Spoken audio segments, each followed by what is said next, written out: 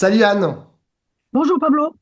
merci d'avoir accepté mon invitation. Anne, tu es présidente de l'association France-Palestine Solidarité, la FPS, et si je t'ai invité, c'est parce que samedi prochain, samedi 29 novembre, tu as lancé une initiative avec plus de 70 organisations d'un rassemblement à 14 heures sur la place de la République à Paris, un rassemblement où vous appelez à l'autodétermination du peuple palestinien, à la fin de l'occupation, de la colonisation et de l'apartheid, à des sanctions contre Israël et à un cessez-le-feu définitif et à la fin du génocide.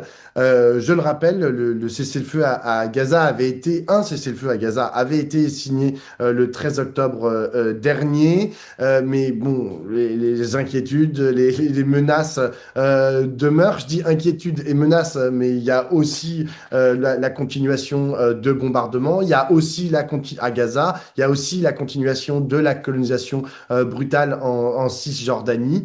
Euh, enfin, avant de rentrer sur la question de la solidarité et de ce qui se passe et de la pression aussi que vous organisez la FPS en France, il y a une première question d'introduction, c'est qu'est-ce qui se passe, ou comment tu qualifierais aujourd'hui la situation en Palestine? J'avoue qu'il y a beaucoup de gens qui, à mon avis, sont un peu perdus sur là où on en est de la situation en Palestine. Il y a effectivement de quoi être perdu, puisque l'annonce de ce cessez-le-feu euh, peut laisser entendre que les choses sont en train de s'arranger, euh, mais il n'a de cessez-le-feu que le nom. Parce que depuis le 13 octobre, tu l'as dit, le 13 octobre, un cessez-le-feu a été signé, Israël l'a violé plus de 500 fois. Il y a près de 350 morts, bientôt 800 blessés depuis le début de ce cessez-le-feu, par des bombardements, par des tirs de sniper, et de ce côté-là, certes, l'intensité a diminué, mais les attaques, les bombardements sont toujours là. Et alors, ils sont toujours là encore plus depuis une semaine. Le 17 novembre, le Conseil de sécurité des Nations Unies enfin a voté pour un cessez-le-feu, mais pas que pour un cessez-le-feu. Ce cessez-le-feu est inclus dans le plan Trump. Certains appellent ça un plan de paix. Ce plan Trump qui met sous tutelle économique, politique, administrative les Palestiniens de la bande de Gaza. Mm. Et c'est la première fois depuis plus de 2 ans qu'une résolution est votée au Conseil de sécurité et une résolution qui a été proposée par les États-Unis, dictée par les intérêts d'Israël. Donc on est dans une situation où les Palestiniens continuent de subir le génocide à Gaza. Tu as parlé de la Cisjordanie, une période très importante pour les Palestiniens de Cisjordanie est la période de la récolte des olives. Pendant un mois, plus de 10 000 oliviers ont été arrachés. Il y a eu des morts, il y a eu des dizaines et des dizaines de blessés. Jamais la récolte des olives n'a été aussi violente, que ce soit de la part des colons ou que ce soit de la part de l'armée. C'est-à-dire qu'on est dans une situation où jamais les violences à l'encontre des Palestiniens n'ont été aussi fortes et où on entretient une espèce d'écran de fumée pour laisser croire que les choses sont en train de s'arranger. Donc effectivement, il y a de quoi ne rien y comprendre. Mais c'est pour ça qu'on considère que la mobilisation doit continuer. Parce que entretenir cet écran de fumée et laisser entendre qu'il y a un plan de paix et que les choses, finalement, bon an, mal an, vont finir par réussir à s'arranger, c'est juste pas possible. Parce que Mm. déjà, laisser entendre ça, comme dans la résolution, ça veut dire qu'on est avec deux partis qui se prennent la tête et qui ne sont pas capables de s'arranger. Vous le rappelez, on est dans une situation d'oppression coloniale d'un peuple sur un autre. Mm. Juste un mot, parce que tu dis, tu as parlé du plan de paix, je mets des très gros guillemets, de Donald Trump, et tu as parlé aussi de la résolution qui avait été votée par le Conseil de sécurité de l'ONU. Dans cette résolution, c'est quand même important de noter, même si je sais très bien que genre il y a plein de choses qui vont pas par ailleurs, mais il y a la question de l'État palestinien qui est mentionnée. Est-ce que pour toi, ça, dans le contexte quand même de paix pourrie prononcée enfin proposée par Donald Trump, est-ce que ça quand même ça constitue pour toi une avancée ou pas du tout?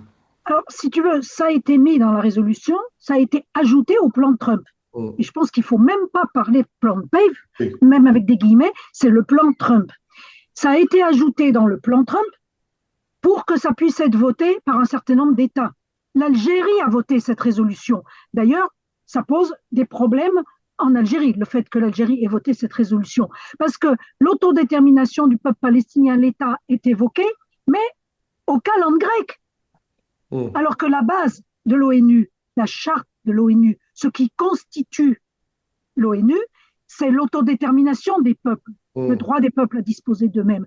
Donc, cette autodétermination devrait être au cœur et pas reportée sine die au calendrier grec. Bah, c'est plus Donc, que ça, c'est carrément cette constitution d'un État est soumise en fait à des conditions mais oui, qui sont proposées, donc notamment la réforme de l'autorité palestinienne et l'avancée de la reconstruction de Gaza. oui, oui, non, mais c'est toujours soumis à des conditions. Macron, quand il a proposé la reconnaissance de l'État de Palestine, il a mis aussi des conditions. Il a mis entre autres comme condition la réforme des manuels scolaires palestiniens. Mais ça fait des années que les manuels scolaires palestiniens ont été réformés. Il y a un rapport de l'Union européenne de 170 pages qui explique comment l'autorité palestinienne a réformé ses manuels scolaires. Par contre, ce qui serait pas mal, c'est qu'Israël réforme les siens. Parce que quand on voit la violence des enfants qui vivent dans les colonies, la violence à l'égard des populations palestiniennes et la haine qu'ils ont à leur encontre, on se dit qu'il y a vraiment un problème d'éducation pour ces jeunes enfants et que pour moi, ça devrait aussi être une priorité. Donc, au cœur, il n'y a pas il n'y a pas l'autodétermination du peuple palestinien. Au cœur, il y a comment on maintient l'emprise de l'Occident sur la terre de Palestine. Ce n'est pas autre chose le plan Trump. Mm. Alors on se dit, ouais, chouette, on a échappé à la Riviera.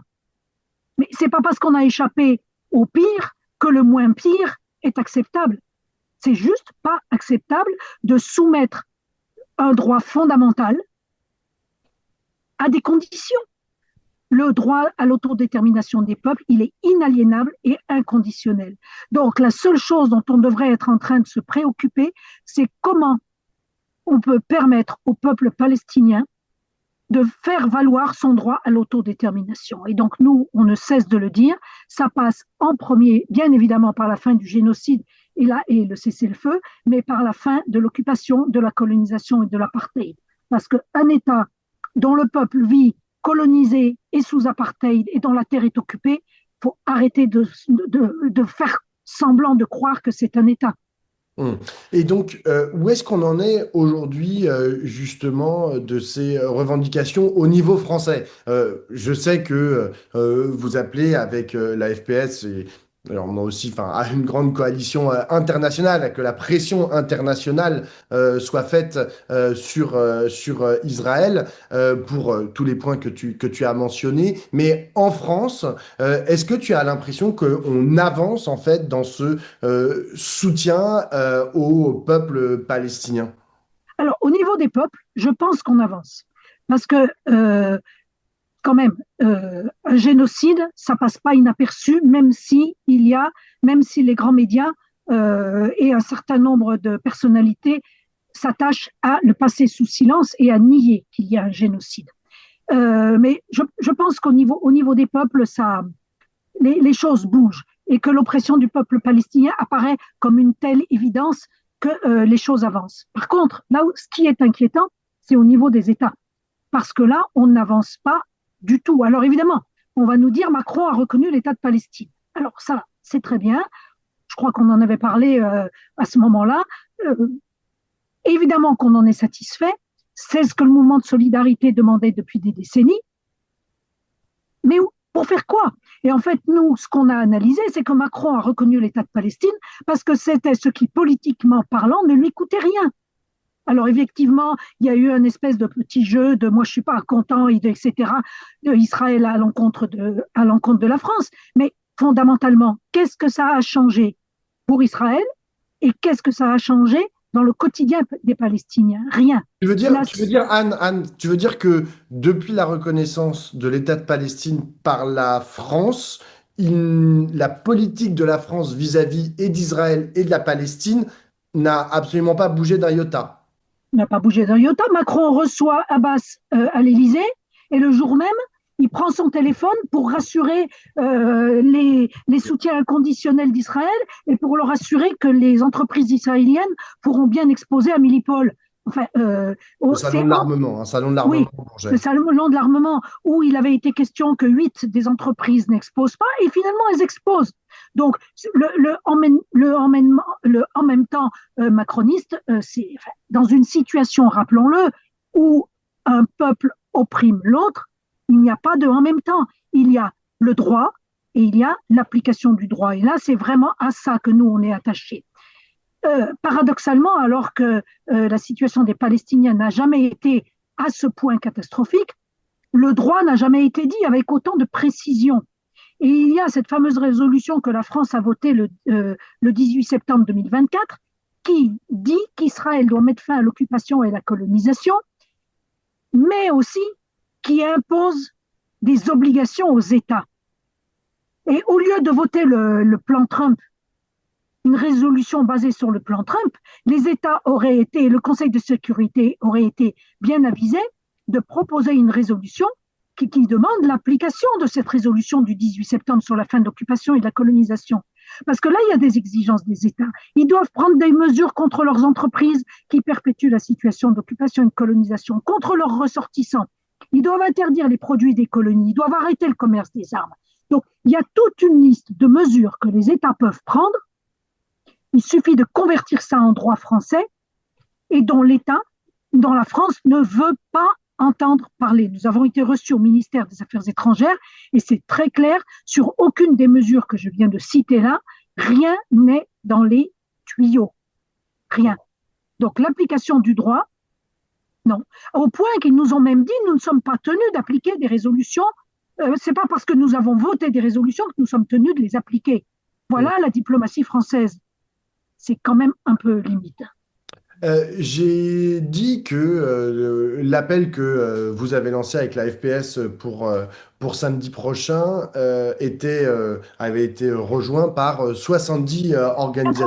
85, tu retardes 85 Pablo. maintenant. 85. Voilà, mes Oui, chiffres dataient. Mais attends, juste, ces organisations, il y a des associations, il y a des syndicats et il y a des partis politiques, tous les partis politiques de la gauche, si je ne m'abuse, le oui, Parti communiste, oui, la France absolument. insoumise, les écologistes et le Parti socialiste notamment. Est-ce que ça, il y a un bougé? J'avoue que j'ai pas toujours suivi en fait ces appels. Il y a toujours eu une unité dans les Mais non, que justement. lançait la FPS.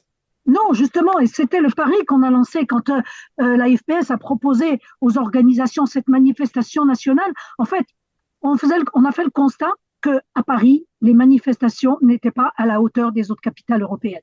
Et on a essayé de se demander pourquoi. Et donc, on s'est dit, il faut des mots d'ordre clairs, simples, unitaires, rassembleurs, et qui permettent de faire une grande manifestation à Paris. Et c'est ce qu'on a choisi. Ces mots d'ordre, tu les as cités au début, ils sont basés sur le droit, ils sont simples, et la preuve qu'ils sont rassembleurs, c'est que, comme tu l'as dit, les organisations l'ont signé, et particulièrement les partis politiques, du Parti socialiste jusqu'au NPA révolutionnaire, avec Révolution permanente, et ainsi de suite. Tous les partis politiques du nouveau Front populaire l'ont signé, et plein d'autres mouvements autour. Donc c'est bien la preuve que, et d'une, cette manifestation nationale, alors on dit nationale parce qu'il va y avoir des délégations et des bus qui viennent de toute la France. Cette manifestation nationale très largement unitaire était vraiment attendue. Et ça, déjà, c'est déjà un premier succès. Alors maintenant, il faut qu'on soit effectivement des dizaines de milliers dans la rue, dans un contexte difficile, puisque l'écran de fumée est là pour laisser entendre qu'il n'y a plus de problème. Donc, vraiment, cet appel, quand on l'a lancé il y a 2 mois, on n'avait aucune idée de quelle serait la situation en Palestine à ce moment-là. Et je pense qu'elle est pire que ce qu'on avait imaginé, parce qu'on n'aurait pas pensé que le Conseil de sécurité allait voter une résolution mettant sous tutelle complètement le peuple palestinien dans la bande de Gaza. Donc, voilà. Donc, une attente, visiblement. On sent que ça prend, puisque c'est 80 85 organisations sont là, puisqu'il y a des cars qui viennent de partout en France, et bien maintenant, il n'y a plus qu'à la réussir, quoi. Il n'y a plus qu'à être là, nombreux, parce que ce qui est presque le plus important pour moi, c'est qu'en Palestine, ils nous entendent. Ils savent qu'ils ne sont pas seuls, mais ils ont vraiment besoin de le voir. Et le 29 novembre, c'est la journée internationale de solidarité avec le peuple palestinien. Cette date n'a pas été choisie par hasard. C'est la date du plan de partition de la Palestine, le 29 novembre 1947. C'est un acte profondément colonial, puisque c'est un acte qui partageait une terre en deux, alors que cette terre n'appartenait pas aux gens qui l'ont partagée. Donc, c'est une date très symbolique, et c'est cette date-là que nous avons choisie pour faire cette grande manifestation nationale unitaire à Paris, et pour demander justice pour le peuple palestinien et toutes les revendications que nous avons proposées. Donc, solidarité Palestine, justice pour la Palestine et stop génocide, ce seront les mots d'ordre centraux de la manifestation. Et bien évidemment, en arrière-plan, l'autodétermination du peuple palestinien. Rendez-vous donc samedi 29 novembre à Oui. 14 heures sur la place de la République. Et nous irons de république à nation, comme on le fait depuis un certain temps. Et certains qui ne l'ont pas fait, qui ne l'ont jamais fait, ceux qui viennent de région, pourront le faire aux côtés des Parisiens et des gens qui viendront de toute la France. Voilà. À samedi, Merci Pablo. beaucoup, Anne. À samedi.